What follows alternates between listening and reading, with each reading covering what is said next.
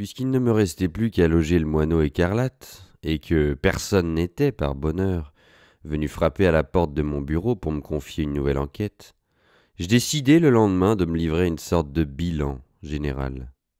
Eh bien, tout compte fait, le positif l'emportait sur le négatif. J'avais eu beau déménager pas mal de fois, je n'avais jamais dormi sous les ponts, ce qui ne m'aurait pas particulièrement ennuyé, vu le nombre de clochards estimables. Ce ne sont pas des détraqués, c'est la sacro-sainte productivité qui les a mis sur la touche. Voilà ce qui les a changés et qui les a obligés à cette sinistre métamorphose.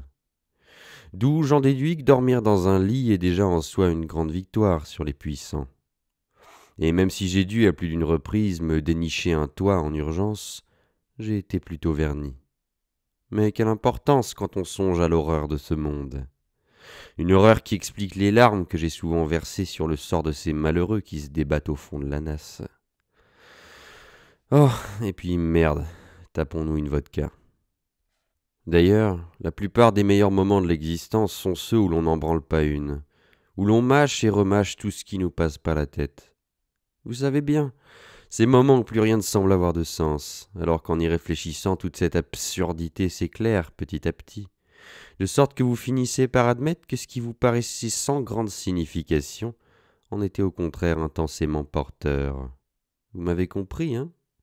Une telle conception du monde pourrait s'appeler du pessimisme actif. Restait néanmoins l'énigme du moineau écarlate. Ma quête du Graal, en quelque sorte. Mais peut-être que je n'étais pas taillé pour. Un supplément de vodka ne me parut pas une si mauvaise idée que ça. L'instant d'après, on gratta à la porte. Entrez, dis-je en ôtant mes pieds du bureau.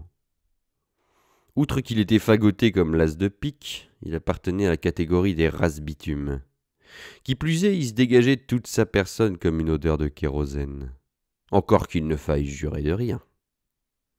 Après m'avoir lorgné de ses petits yeux chassieux, le race bitume s'avança vers moi à la façon d'un crabe, en progressant de biais, et une fois qu'il fut sur ma droite, il s'immobilisa et se pencha par-dessus le bureau.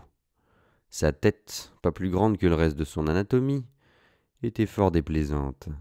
« Belaine » fit-il. « Ça se pourrait, » lui répondis-je. « J'ai quelque chose pour vous, » continua-t-il.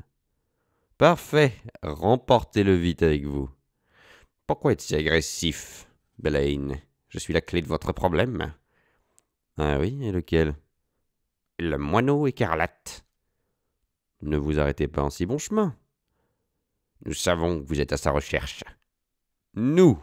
Qui, nous ? » ?»« Je ne peux pas vous le dire. » Je me levai et, l'attrapant par sa pitoyable chemise, je le soulevai de terre. « Suppose que je te force à me le dire. Rien ne me serait plus facile que de te faire cracher le morceau. »« Je ne servirai à rien. Je n'en sais guère plus que ce que je me propose de vous raconter. » Bizarrement, je le crus, et il relâchait. Il faillit s'écraser sur le plancher. « Je m'appelle Amos, dit-il, après que je me fus assis. Amos Redsdale. Si ça vous intéresse, je peux vous mettre sur la piste du moineau écarlate. D'accord ? Ma couche. À l'adresse que je vais vous donner, il y a une femme qui en sait long sur ce moineau. Et j'en serai de combien ?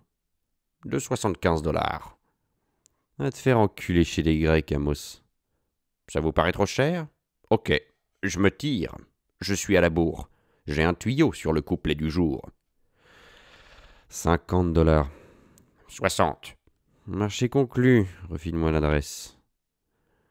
Je lui ai allongé 3 billets de vin et en échange il me remit un bout de papier sur lequel je déchiffrais ceci. Deja Fountain, appartement 9, 3234 Redson Drive, West, L.A. Amos, ça veut dire quoi ce machin ? Qui me dit que t'as pas tout inventé, hein ? Comment puis-je être sûr que c'est pas une arnaque ? Allez vérifier par vous-même, Balaine. Je vous jure que c'est béton. Il vaudrait mieux que ce le soit si tu tiens à sauver la peau de tes fesses.